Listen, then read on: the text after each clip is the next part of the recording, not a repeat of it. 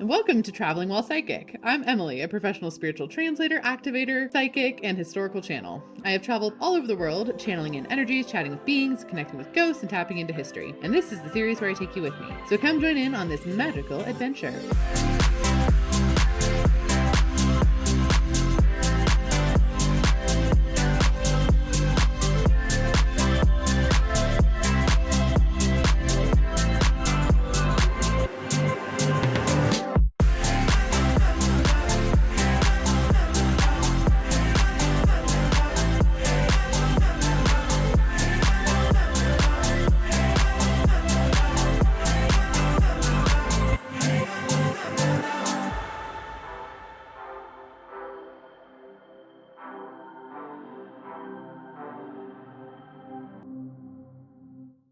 If you ask someone in the spiritual community what one of the most powerful psychic activated spiritual sites is on the entire planet, chances are good one of their first three answers are going to be the pyramids of Giza. Now, don't get me wrong, the pyramids are pretty incredible, and we're going to go through my entire experience that I've had with the pyramids in this video today. But there's a couple things I want to note about the pyramids. One, they're not the only pyramids in Egypt. And if you ask someone, they might say, oh, well, there's also step pyramids. There's also like 16 other pyramids too. There are a lot of different pyramids in Egypt, and they have served a whole host of different functions. And I'll talk at the end of this video a little bit about what I feel they actually are and how they were created and those types of things, because I know that's the hot button topic that most people will want to see. I think it's important to note that though the pyramids of Giza are amazing and incredible and mind-boggling, they're actually one of the most kind of sterilized energetic spaces that I've been in Egypt. Through the series, we're going to talk about a lot of different places I've been in Egypt, because Egypt as a whole is an incredibly activated place, and a lot of the temples and tombs and locations that I've been there have been mind-bogglingly amazing. However, whenever I go to the pyramids, I think it's a wonderful place to ground in and really help yourself understand the energy that is Egypt overall. Is it the most activated place in Egypt? No, personally, I don't think so. But I've been to the pyramids once last year and then twice this year. So we did two different trips to the pyramids back to back with two different groups of people. The first time we went, it was actually a little bit more crowded, which was interesting. There was kind of a lot of people around, which tends to happen. I mean, this is not a calm zone. So just so everyone is aware, the pyramids are crowded always, but that doesn't make them any less cool. Right? Like everyone wants to come. This is your number one thing on the list when you come to Egypt. But the second time we went with the groups, it was actually empty. I cannot stress enough how little people are here. Nobody. Our crew, like who went inside the pyramids, which is not me. I'll touch on that in a second. But the group that went inside the pyramids actually got to go all the way into the middle of the Great Pyramid by themselves. They got to be in the central chamber of the Great Pyramid completely by themselves, which is incredible. So Krista, my co-host on these trips, was in there with those groups, where I would take the groups around the outside of the pyramid. Couple reasons for that. To get into the pyramid, it is small. And there is where you go inside the pyramid, which I will not be doing. It is hot and there is no airflow. I am almost 6 feet tall and was not built for shimmying through pyramids. It just is not how I was made, okay? Okay, so we're just gonna lean in on that. Also, I've checked with my guides, I've checked with the energies, and I've never been told that I need to go in there, so I'm not gonna do it, and that's fine with me. So, on this trip, I really wanted to show people this beautiful granite slab that exists on the right side of the main pyramid. This is the largest pyramid, the Pyramid of Kufu. Pyramid of King Kufu is the one that we were walking around, that they went inside. What's amazing about this is you can just go sit on the pyramids, which is always a powerful thing. This is sitting on a pyramid.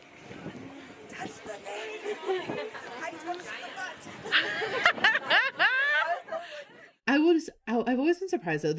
Don't get me wrong, there's ghosts and stuff around the pyramids in general, but they're never particularly old as far as ghosts in Egypt go. Like the oldest one is from like maybe at least that I talked to was like 1700s maybe, which was really, really interesting to me, because it's just the energy is so full of people, right? Like people come to these pyramids all the time, constantly. It is so people-y. There's energy from that, but it's also just very sterilized. Recently, they had a rave at the pyramids, like 2 days before we got there too, which was just like a wild, like look it up, wild experience. I was not there.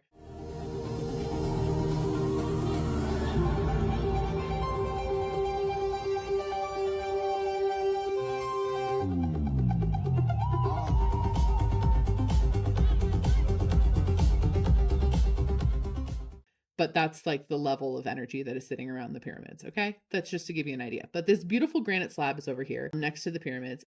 We're standing on this incredible granite platform. There's Katie. Hello, Katie. It's okay. Nothing is not chaotic about anything I do. And this granite platform is in front of the pyramids. And take a second and tune into it. What does it feel like? Vibe it out. This was actually the platform where they would prepare the pharaoh before burial. At least that's what the theory is among archaeological circles. When I feel it, I feel the deities pop in and out of existence. So it's like the last space that the deities say goodbye to pharaoh is where it feels for me, or when they need to like look at the energy, this is where they come.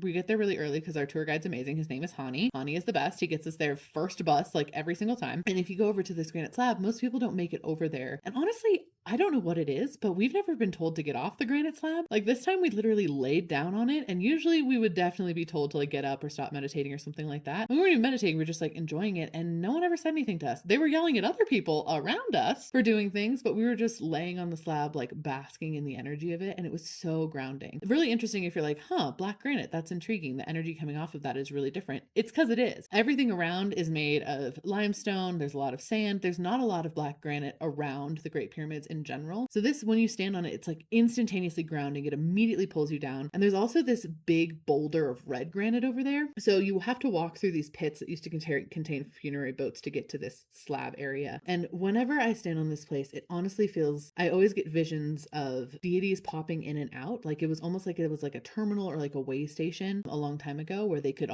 come, they could do their stuff, and they'd stand on there again, and they'd like pop back to the Duat, which is the ancient Egyptian underworld. It's still a realm that exists in that sense. Basically, it's the eternal realm of the Egyptian deities. Eternal realms, just for like a quick little note, eternal realms are essentially realms that the deities, or who we consider to be deities, come from. They're realms that are so intertwined with ours that for us, as long as our realm exists, they are eternal to us. So that's the Egyptian eternal realm, and it exists kind of right below, right? You can tap into it going down, which I did for both of the times that I went to the pyramids and everywhere else we went to Egypt. I would look at the pyramid and then bring my consciousness down a lower level into the Duat and see how the pyramids looked when they were originally constructed, or see how the temples looked when they were originally constructed, because they do still exist in the Duat in all of their glory, probably in more of their glory. They're a lot more colorful than even I think we theorize when I look at them down in the Duat, and there's plants everywhere, and I could pick out exactly the path of the river, which is behind the little pyramids, and I verified that with our guide Hani again, and I asked him if it was a tributary or it was like the Nile proper, because to me it felt like a tributary. It was a tributary, like a canal that they had built over there in order to transfer the material to the pyramids, which was super duper validating because it felt very powerfully that way. Anyhoodle, so we laid on that, we took off our shoes for a while, we made friends with dogs, and it's just like a really grounding, profound area to be, which is amazing. Egypt is one of those places that you can travel in the world where you can very easily get something that I like to call energy sickness. Energy sickness,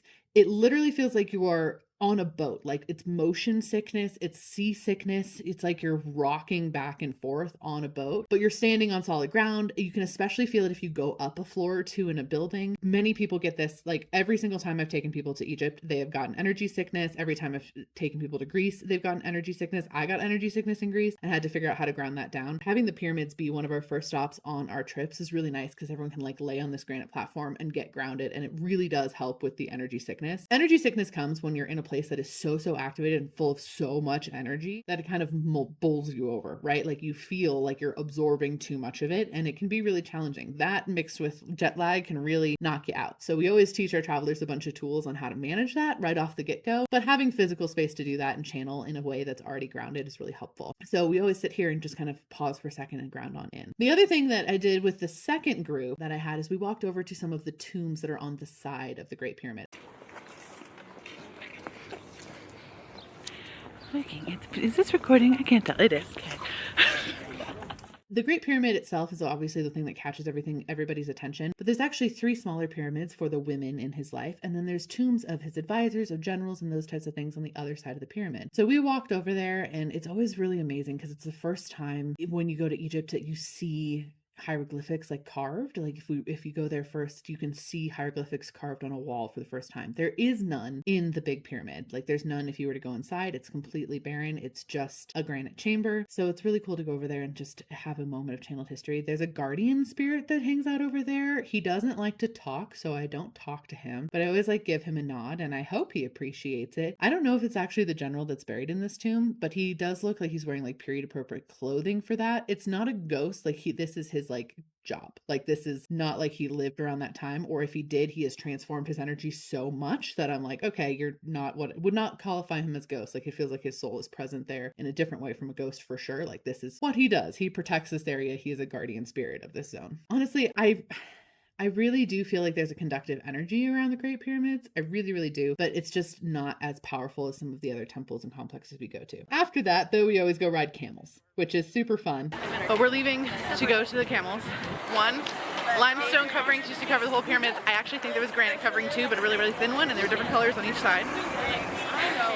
Two, there's something at the top of one of those that just went inside, and I don't know why. It was like a bird, so I assume some type of minor deity. We're waiting for a bus, and it's real fucking sketch. Look, it's so sketchy. Okay. I am so good at vlogging. Vlogger for you. And we laid out on the granite platforms and we got to meditate. They're very interesting though, and I always practice some animal communication when communicating with the camels. When we ride camels, we always talk about animal communication so that you can actually talk to your camel and better understand them. And it's always fun to hear their personalities and their vibes once you actually get a chance to talk to them. So that's the other fun part. Because I think that's necessary. If we're riding on them, I'm going to introduce myself and tell them my name. The camels that I got this time, one was a pretty serious camel and one really just wanted to talk to me about his dinner. And I appreciate that. I appreciate that so much because I also want to talk about dinner. The food there is amazing. The other cool thing is I was tuning into the energy again of the Duat, like tuning my energy down. And you can feel underneath the earth how much stuff we haven't discovered yet, because there's so much everywhere you go in Egypt. There's just this feeling of like there's more than more, and there is so much more. But it's especially cool like driving around this area that is like so populated and so many people know about, and tuning into the Duat and going down and being like, oh no, there's stuff over there, and there's stuff over there, and there's stuff over there. Like I can still feel that. And I asked Hani about it and he was like, yeah, absolutely. Some of it's underneath the apartment buildings over there. We know there's tombs and stuff over there, but we can't like do anything about it because people live on top of them, which is just fascinating and also super validating. Love validation like that. And then we zipped over to the Sphinx. Now I want to talk a little bit more about the Sphinx because obviously the huge Sphinx statue is a huge draw, but the thing I love about the Sphinx is actually the Mortuary Temple, the funerary temple that's right before it. It's so funny because everyone comes to see this, but I'd like to look in there. Like really bad. That's where I would like to walk around and touch.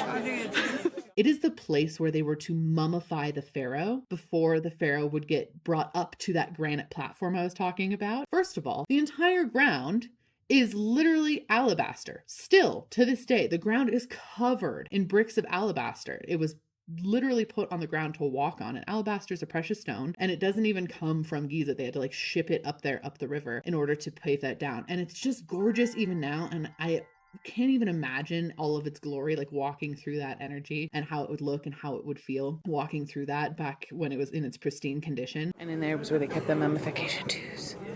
It's so musical here though. It sounds so nice.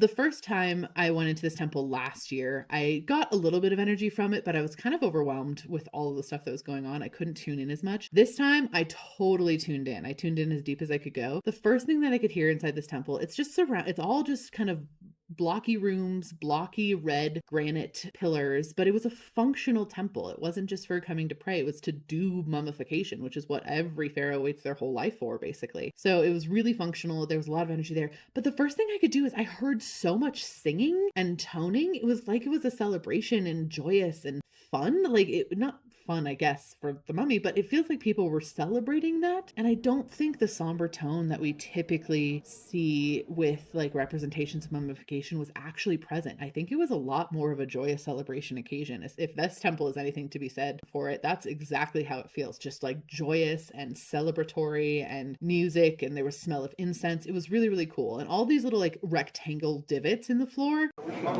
Over there is where statues would be held in these little spaces. Also, I think there's a lot of music up in here. In these, there'd be statues. There, I can feel them and they look at me. But I think it was also very musical when they mummified him. Don't know why though. The primary deity that's in this temple is Anubis. He's the god of mummification. There's huge Anubis energy in there, but there's also other types of energy too, which is magical and wonderful, and it's really cool to see, honestly. There's a lot of like kind of jinn spirits as well that are about. Just know that if you feel or see anything from any of the videos that I'm showing you in regards to that, like there's these little guys, they do be around and they just kind of hang out, and they're like, again, kind of guardian spirits. But anyway, you go through the Funerary Temple and then you pop up on the Sphinx. Now, usually the Sphinx is overwhelmingly crowded, and that's how it was for our first trip there. Not that that hinders anything for us. However, it's a bit overwhelming. It's a lot. Super chill, obviously. No crowds at all. The second trip we actually took groups on, it was empty. Like I even got to do like a little dance in front of the Sphinx. It is the least crowded I've ever seen it. Like honestly, wild, honestly, how little crowd there is. I might walk around the butt. It was really magical, honestly. I have never been to the Sphinx with it being that not busy. And there's another temple complex in front of the Sphinx. I'm not entirely sure what it's for. You're not allowed to go into it. I want to. So bad. So badly do I want to go into it, because honestly, the energy in there feels so interesting, and it feels like, I don't know, like normal people energy, and I love normal people energy. Plus there's these like 2 granite gates, and I swear there's portal. Like looking at it, the energy moves really weird in the middle of the gates, like not in between them, but like in the middle of the doorway. It looks like heat coming off of a road, but swirly is the best thing I got for it. And I am very, very certain, like very, very certain that that is like some type of portal-y energy, and I'd love to go touch it, but you can't, which is fine, probably. I can always ask her back there and just double check on it. Also, the energy of the Sphinx herself, like I always nod at her and give her a little boost, but she's not super present within the actual Sphinx, like within her actual depiction there. The Sphinx body is Sekhmet with the head of a pharaoh. We're going to talk about Sekhmet a lot in these series, because she be about being the deity that she is. She's around, but she's not the most present of the deities in this specific space. Like the Sphinx herself feels pretty cleansed and sterilized energetically. But yeah, that was done for our channeling for the day, and honestly exhausted. Later on the first day, we always end up going to the Egyptian museums, which will be another video because it needs to be another video in and of itself. But the one thing we do after this that I do after this that I wanted to point out is we go to a papyrus shop. And the reason I think that this is important is I'm going to include the footage of the demonstration of how papyrus works, but I wanted to share this because it is so freaking powerful. It is the most beautiful ancient sacred plant that I could even possibly describe, and it makes so much sense that we still have so much ancient papyrus. Lately, back home, and even before I went to Egypt, I have been actually working on doing translations of some of the magical papyrus we found. And when I say magical papyrus, I mean literally spells and things. And I'm not saying I'm translating them from like the ancient Greek that we found them on them, but what I'm doing is essentially taking these ancient Greek spells that we found on papyrus and translating those spells into modern day uses. So how you can actually use them in modern day if you don't have like an all white goat or the, first fallen locust of the season, etc. So I will be sharing all of that with you if you guys would like. Let me know in the comments if that's something you'd be interested in, some of those spells and how to use them. And they're literally ancient Greek and Egyptian spells that we found on papyrus, because papyrus can literally last forever. Yeah. Ola is the name of the lady at the papyrus shop, and we're basically on first name basis with her now. We love Ola, and some of the depictions there are perfect to keep above your altar. They have the original zodiac, they have the final judgment scene, and it's a really good way to introduce people into the energy of the Egyptian deities as well. Also, if you're feeling drawn to the Egyptian deities, let me just preface this by saying if they're showing up for you, that's because you got big transformation coming in. That is what the Egyptian deities do. I've talked and worked with them for a really long time. Thoth or Thoth or Toth, he doesn't care how we say it, by the way. I've asked. Is one of my main guides, and he is a joy. He's got such a good sense of humor, she says sarcastically, because he has almost zero sense of humor. But you're probably going to see me do some Thoth spotting throughout this series as well, because I like to annoy him. And that is me zooming in on his depictions on the walls of temples, etc., to be like, Thoth spotting, da, da, da, da. Anyway, yeah, that's the energy of the Great Pyramids. So if you're wondering if I think that they're built by aliens, I think aliens is the wrong word.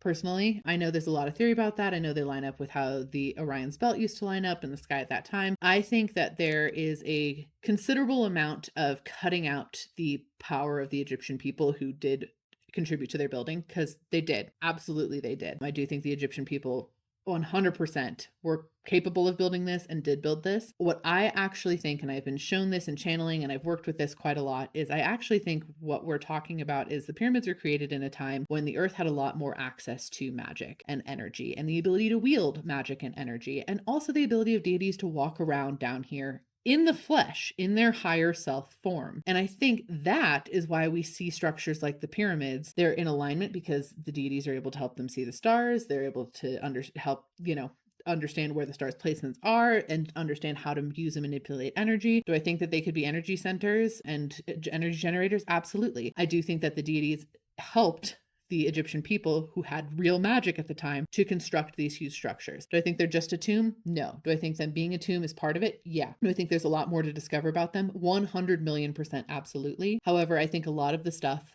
like lifting the blocks and forming the limestone on the sides. By the way, when I look at the pyramids in the Duat, it looks like each side of the pyramid is a different color limestone or granite. It's really, really cool. There's like one side that's red, one side that's black, one side that's green, and one side that's like the tan gold kind of color. They do have the golden capstone on the top, by the way. It's very shiny, but that's what it looks like to me. So it's really cool to see the validation of like, oh, there's black granite here and there's a big thing of red granite here. And it's because it definitely feels like that was the coloring of him, or that's what it looks like in the Duat anyway. But I do think that there's a lot of things that we are still trying to figure out that I think if we counted magic as a possibility would be a lot easier for us to grasp. And I don't just mean magic like poof, we don't know where it comes from. I mean the actual manipulation of energy in a way that was tangible that long ago, because I do truly feel and have channeled and have seen and have astraled and all those different things that magic was existent in that way. And there's certain things like, which we'll get into more in the museum video, but there's certain things like how diorite stone they have found melted in different places in Egypt, and the only way to melt that stone is with a laser, or the only way to cut and carve that stone is with a diamond tool, and yet we've never found any diamond tools. I think it's because we can cut and carve that stone with energy. So if you want to see the statue of some of the diorite stone, check out my next video on the Egyptian museums whenever that is posted. And don't forget, please like, subscribe.